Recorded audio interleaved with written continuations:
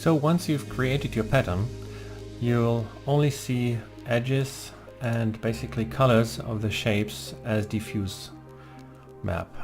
So if you want to fill these with textures, you can use the Texture Manager, which is the main tool to handle all bitmap loading and mixing, etc., and layer management. So let's just load a few textures. For example, the wood parquet floors. And you'll see here we have 9 different single textures which are mixed in this pattern. At the same time, bump maps have been loaded, but no other maps. So I'll just load some others. And now I can either replace or append these, which will add them.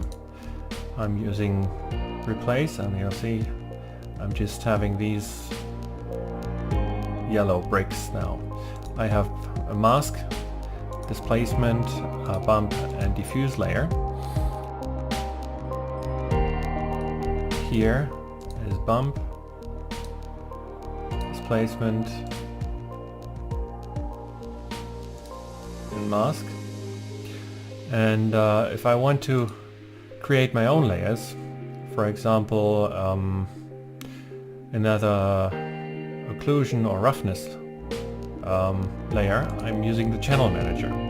So I can basically add anything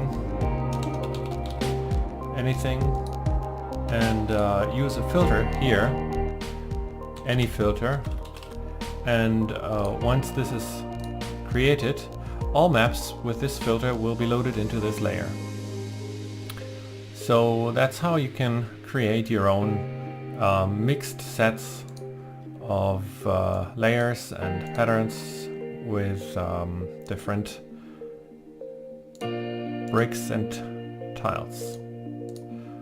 Alright, that's this feature.